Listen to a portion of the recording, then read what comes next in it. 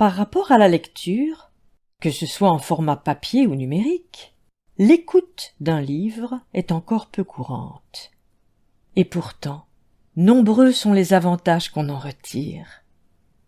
La commodité, par exemple. Le livre audio permet de lire davantage, à des moments où l'on n'a pas l'habitude de le faire. Les écouteurs aux oreilles, en chemin pour le travail, dans la cuisine à la préparation des repas, en promenade, dans une salle d'attente, partout où l'on veut finalement. Mais un livre à écouter, c'est beaucoup plus que cela. C'est une recréation de l'œuvre qui en propose une nouvelle dimension, avec une véritable création artistique, parfois associée à de la musique, qui invente ou réinvente une œuvre et contribue ainsi à sa longévité. L'interprète, en lisant, va donner son propre ressenti à travers sa voix, ses intonations, et si c'est l'auteur qui dit son texte, alors nous avons sa propre interprétation, son propre ressenti de son œuvre, et c'est inestimable.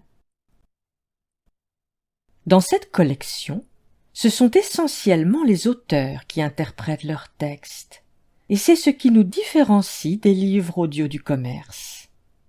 Certains de nos auteurs sont aussi compositeurs et créent de merveilleux mélanges de leur voix narrative et de leur musique, parfois même de chansons et de bruitages. Avez-vous remarqué? J'ai bien dit interpréter un texte, le dire, et c'est beaucoup plus que de simplement le lire. Ainsi, dans les romans pour la jeunesse, mais pas seulement, des auteurs font les voix de tous leurs personnages.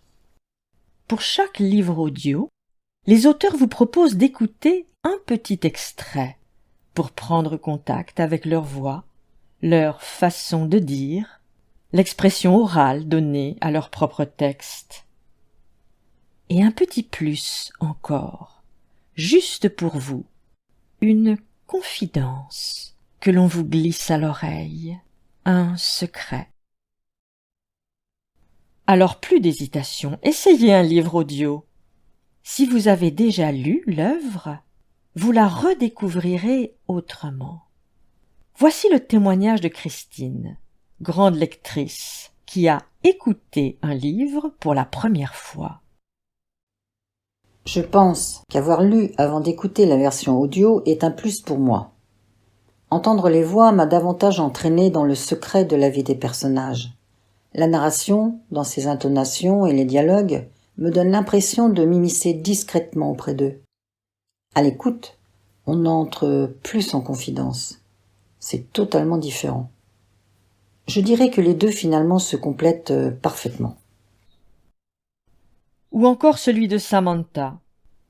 J'ai pu découvrir le livre d'une nouvelle manière, une manière qui a mêlé plus mes voix.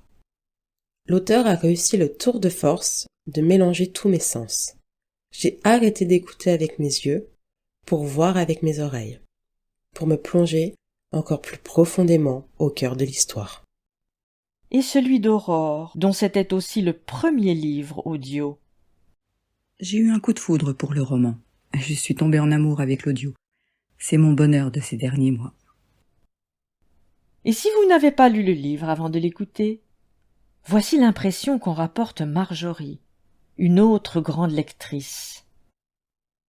Bien que je connaisse à présent l'histoire pour avoir écouté d'abord le livre audio, j'ai eu envie de lire le livre pour d'autres raisons. Un détail qui m'a échappé à l'audio, parce que mon occupation du moment me demandait une attention particulière lors de l'écoute, ou parce que je me suis simplement laissé bercer par la voix apaisante de l'auteur, qui m'a conduite vers un sommeil profond.